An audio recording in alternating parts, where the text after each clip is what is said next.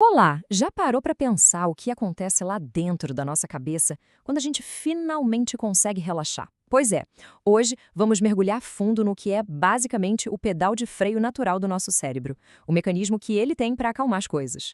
Bora lá entender isso? Sabe aquela sensação de que a mente está a 1000 por hora, que não para um segundo? Acho que muita gente conhece bem. Mas e aí, como é que o nosso corpo lida com isso? Qual é o sistema que entra em jogo para, sabe, puxar o freio de mão e trazer a gente de volta para a calmaria? Então, a resposta para essa pergunta está numa molécula pequenininha, mas com um trabalho, olha, gigantesco: o GABA. O nome completo é ácido gama-aminobutírico. Pensa nele como o grande pacificador do cérebro. A missão dele é bem clara: diminuir o ritmo da atividade dos neurônios. Olha só a cara dele. Essa aí é a estrutura química de uma molécula que é peça-chave aqui na nossa conversa. A função dela, bom, quimicamente é um negócio complexo, né? Mas o propósito é super elegante, é simplesmente acionar os freios do cérebro quando precisa. É isso que regula a ansiedade, ajuda no sono e até previne coisas mais sérias como convulsões. O GABA é, na prática, como se fosse um botão de volume do cérebro, sabe? Um dimmer. Quando os neurônios começam a disparar loucamente, gerando aquela ansiedade, aquela agitação, o GABA entra em ação. E ele faz isso abrindo umas portinhas que deixam entrar íons negativos no neurônio, o que torna mais difícil para o neurônio disparar de novo. É assim que ele vai acalmando o sistema todo. Mas, ó, o GABA não trabalha sozinho, não. Para a gente entender de verdade o papel dele de freio, a gente precisa conhecer quem é o acelerador.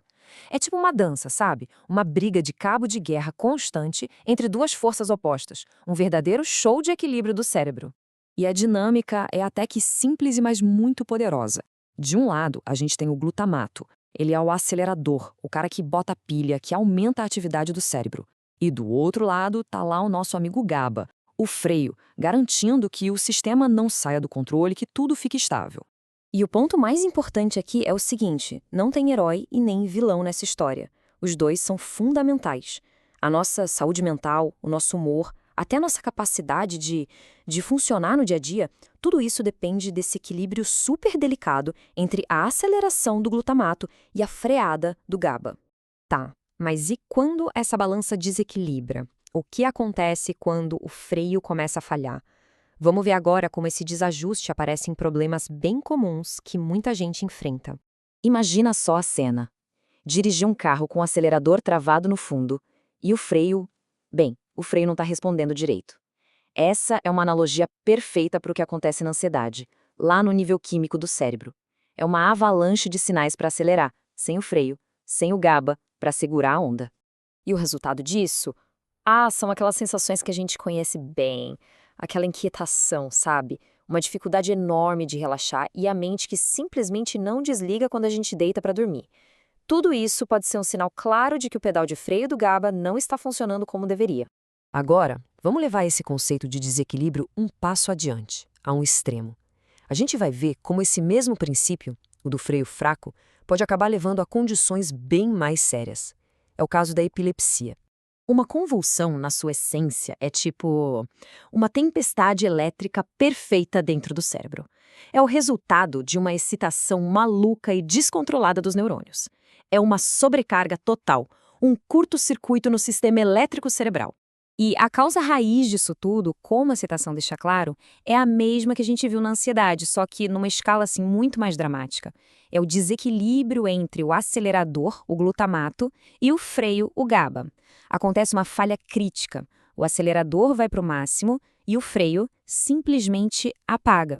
Mas, felizmente, entender como essa balança funciona abriu as portas para a gente conseguir intervir.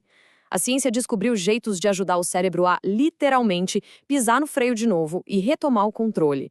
E aqui tem um ponto super interessante. A maioria dos medicamentos não inventam um efeito novo do nada. O que eles fazem, na verdade, é trabalhar com o que o corpo já tem. Eles dão uma forcinha, amplificam o poder de calmante que o nosso próprio GABA já possui. E esse processo aqui mostra direitinho como os ansiolíticos, aqueles remédios para ansiedade, funcionam. Pensa assim, o cérebro está super ativo. Aí um remédio, como um benzodiazepínico, ele vai lá e se liga no receptor do GABA. Ele não substitui o GABA, ele funciona mais como um ajudante. Ele dá um boost na ação calmante que o GABA já faria. O resultado? O sistema nervoso relaxa e vem aquele efeito sedativo. Nomes como diazepam, clonazepam, são exemplos bem conhecidos, né? Esses remédios foram desenhados exatamente para isso. Dar uma turbinada na ação de freio do GABA e ajudar a trazer de volta a calma para um sistema nervoso que está acelerado demais. Já no caso da epilepsia, a estratégia é um pouquinho diferente, mas o objetivo, no fim das contas, é o mesmo. Em vez de só dar um up no GABA que já existe, remédios como o ácido valproico, na verdade, aumentam a quantidade de GABA no cérebro. É como se, em vez de consertar o freio, a gente instalasse mais freios no carro. Isso dá muito mais poder de frenagem para controlar aquela superexcitação que causa as convulsões. Então, resumindo, não importa se é para ansiedade ou para epilepsia, o princípio por trás é o mesmo. O objetivo de tudo isso é sempre botar a balança no lugar de novo. É diminuir o acelerador, fortalecer o freio e trazer o sistema nervoso de volta para um estado de equilíbrio, de controle. E tudo isso nos leva a uma reflexão final, né? A cada segundo, o nosso cérebro está executando essa dança super complexa entre acelerar e frear. Fica a pergunta: quão delicado é esse equilíbrio que governa todo o nosso bem-estar? É algo para se pensar. Valeu por acompanhar a gente nesta análise.